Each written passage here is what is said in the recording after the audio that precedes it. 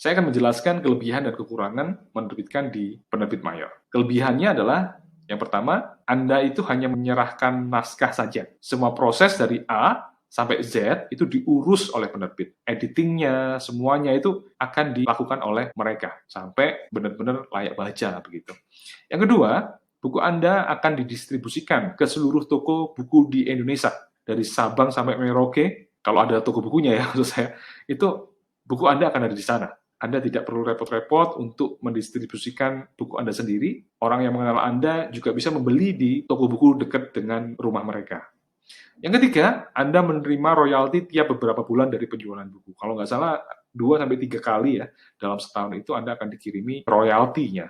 Nanti ada bukti juga pembayaran dari royalti tersebut. Langsung masuk rekening misalnya.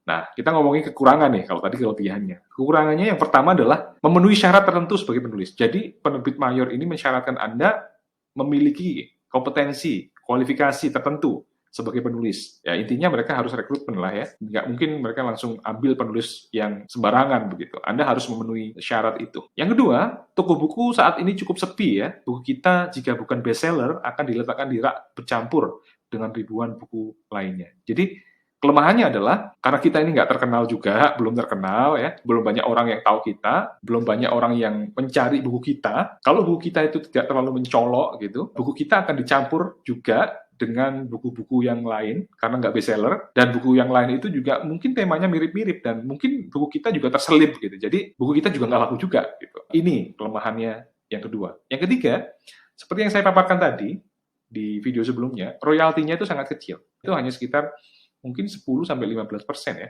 Tapi mungkin penerbit lain jadi berbeda. Yang keempat adalah naskah tidak bisa dicetak sendiri sesuka hati Anda. Jadi ada kontrak yang sudah disepakati sehingga Anda tidak bisa mencetak sesuka hati Anda. Misalnya Anda ingin mencetak lagi karena Anda merasa bahwa sampulnya kurang bagus atau isinya perlu ada tambahan tertentu begitu.